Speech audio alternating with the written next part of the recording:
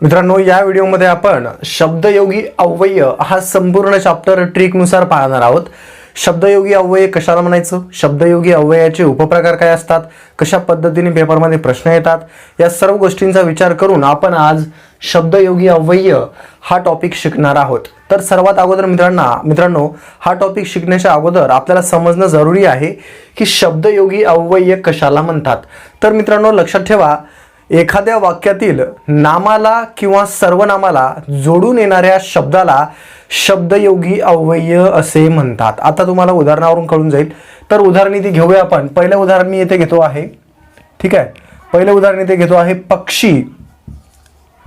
पक्षी झाडावर, ठीक आहे.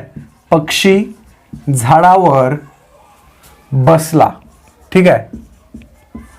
पक्षी झाडावर बसला या पद्धतीचं मी इथे वाक्य घेतोय मित्रांनो, ठीक आहे.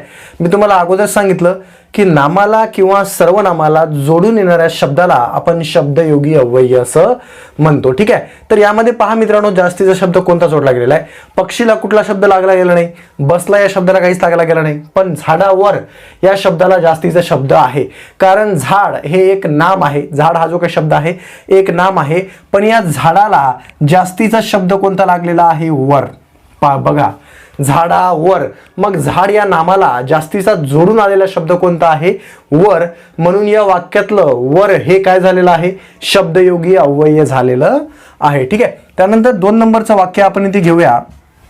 2 नंबरचं वाक्य जर आपल्याला घ्यायचं झालं तर तो कुत्र्यामागे धावला. तो कुत्र्यामागे धावला या पद्धतीचं वाक्य आहे. आता या वाक्यामध्ये बघा, तो कुत्र्यामागे धावला. मित्रांनो तुम्हाला समजलंच असेल की या वाक्यातलं शब्दयोगी अव्यय कोणता आहे. तर या वाक्यामध्ये बघा, कुत्र्यामागे हा जो काही शब्द आहे, तर यामध्ये कुत्रा हा एक नाम आहे आणि या नामाला जोडलेला जास्तीचा शब्द कोणता आहे, मागे हा शब्द इथे जास्तीचा आहे. मग या वाक्यामध्ये मागे हा जो काही शब्द आहे तो असणार आहे शब्दयोगी अव्यय, ठीक आहे. आता हे तर आपण पाहिलं की नामाला जोडून आलेल्या शब्दाला आपण शब्दयोगी अव्यय म्हणतो. पण कधी कधी काय होतं मित्रांनो, कधी कधी सर्व नामाला सुद्धा शब्दयोगी अव्यय लागून येतो, ठीक आहे. आता इथे पाहूया आपण सर्वनामाला कसा लागून येतो तो. त्याने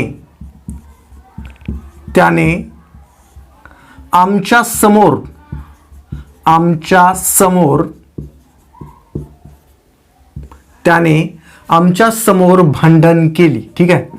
त्याने आमच्या समोर भांडण केली या पद्धतीचं वाक्य आहे. आता या वाक्यामध्ये बघा, त्याने आमच्या समोर भांडण केली. तर या वाक्यामध्ये बघा, त्याने आमच्या समोर या शब्दामध्ये समोर हा जास्तीचा शब्द लागलेला आहे, ठीक आहे.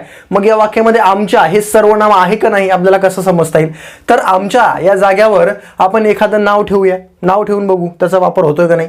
त्याने संदीप समोर भांडण केली, म्हणजे आमच्याच्या जाग्यावर आपण संदीप हे नाव ठेवू शकतो.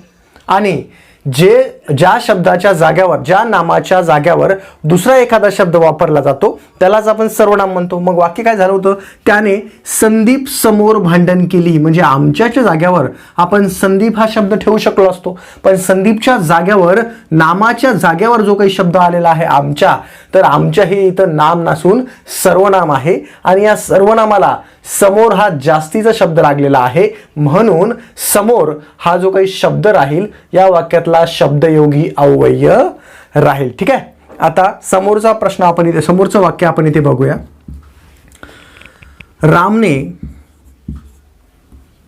समोरचं आपण वाक्य बघतोय. रामने त्याच्या समोर किंवा त्याच्या मागे करू आपण.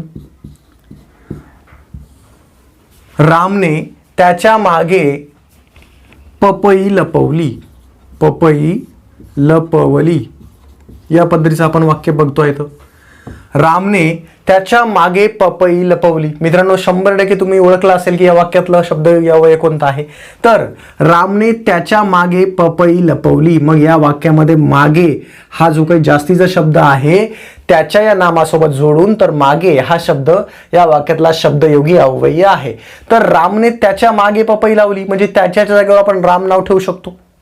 रामच्या मागे पपई ठेवली आपण असं देखील म्हणू शकतो. म्हणजे त्याच्या हा जो काही इथं शब्द आहे हा नामाच्या जागी वापरला गेलाय, त्याचा वापर इथे सर्वनाम म्हणून केला गेलेला आहे आणि सर्वनामाला जोडून जो काही शब्द येतोय त्याला आपण शब्दयोगी अव्यय असं म्हणू शकतो. मित्रांनो पहा, शब्दयोगी अव्ययाची खूण ठेवा की शब्दयोगी अव्यय नेहमी नामाला किंवा सर्वनामालाच जोडून येतं, एकटं येत नाही. आता यामध्ये बघा, पक्षी झाडावर बसला तर यामध्ये वर हे झाडाला जोडून आलेलं आहे, वर वाक्यातलं शब्दयोगी अव्यय. कुत्र्या मागे, कुत्र्याला जोडून मागे हा शब्द आलेला आहे, शब्दयोगी अव्यय. आमच्या समोर, सर्वनामाला जोडून समोर शब्द आलेला आहे, ठीक आहे, शब्दयोगी अव्यय. आणि त्याच्या मागे, त्याच्याला जोडून मागे हा शब्दयोगी अव्यय. पण आता तुम्ही जर हेच वाक्य जर आपण थोडेसे बदलले, ठीक आहे, त्यानंतर मित्रांनो शब्दयोगी अव्यय आणि क्रियाविशेषण अव्यय या दोघातला फरक समजणं आपल्याला अतिशय जरुरी आहे. आपण दोघातला फरक पाहून घेऊया, कारण तुम्हाला पेपरमध्ये यावरती थोडंसं डिफिकल्टी निर्माण होऊ शकते. आता आपण अगोदरच पाहिलेले की शब्दयोगी अव्यय आपण कशाला म्हणतो, नामाला किंवा सर्वनामाला जोडून येणाऱ्या शब्दाला आपण शब्दयोगी अव्यय म्हणतो. पहिलं वाक्य पाहूया आपण. माकड झाडावर चढला, माकड झाडावर चढला. तर झाड या नामाला जोडून वर हा शब्द आलेला आहे, म्हणून या वाक्यातला वर हा जो काही शब्द आहे तो शब्दयोगी अव्यय होईल. पण क्रियाविशेषण अव्यय बघा, तर क्रियाविशेषण कशाला म्हणतात माहिती आहे का? क्रियाविशेषण अव्यय वाक्यातली क्रिया कधी घडली, कशी घडली, किती वेळा घडली याबद्दल माहिती देणारा जो काही शब्द असतो त्याला आपण क्रियाविशेषण अव्यय म्हणत असतो. समजून घेऊ. उदाहरणार्थ पहिलं उदाहरण पहा. तो पायऱ्याने वर गेला, तो पायऱ्याने वर गेला. आता इथे बघा, हा जो काही वर शब्द आहे हा कोणत्या तरी शब्दाला जोडला गेलेला आहे का? नाही आहे.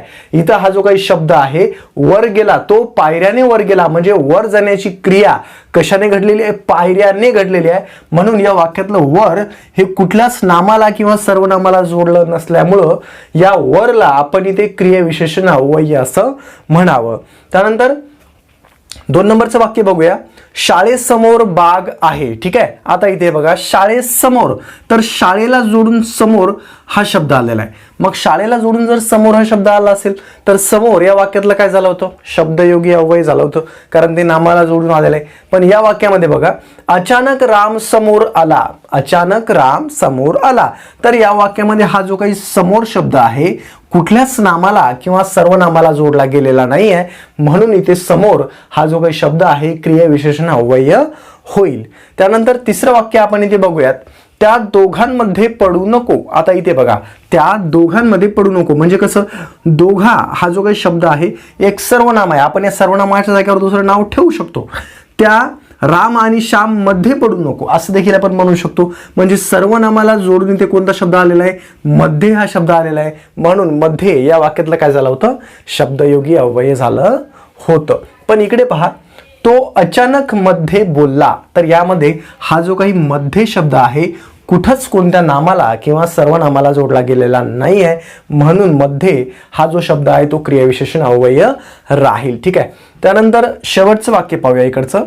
त्याच्याजवळ मोबाईल नाही. आता त्याच्याजवळ म्हणजे इथं बघा, त्याच्याच्या जागेवर आपण काय ठेवू शकतो? एखादं नाम ठेवू शकतो. समीर जवळ मोबाईल नाही, म्हणजे त्याच्या हा एका नामाच्या जागी जोडला गेलेला शब्द, वापरला गेलेला शब्द आहे, म्हणून त्याच्याला आपण सर्वनाम म्हणूया. आणि सर्वनामाला जोडून जवळ हा शब्द आलेला आहे, म्हणून जवळ या वाक्यातला शब्दयोगी अव्यय राहील. पण तो जवळ आला, यामध्ये हा जो काही जवळ शब्द आहे तो सिंगल वापरला गेलेला आहे, एकटा वापरला गेलेला आहे. कुठल्याच नामाला किंवा सर्वनामाला तो जोडला गेलेला नाही आहे, म्हणून आपण त्याला क्रियाविशेषण अव्यय असं म्हणतो. मित्रांनो, लक्षात फक्त एवढंच ठेवा, जर एखादा शब्द नामाला किंवा सर्वनामाला जोडून आला असेल तर त्याला आपण शब्दयोगी अव्यय म्हणू, आणि एखादा शब्द जर नामाला किंवा सर्वनामाला जोडून न येता वाक्यातील क्रिया कशी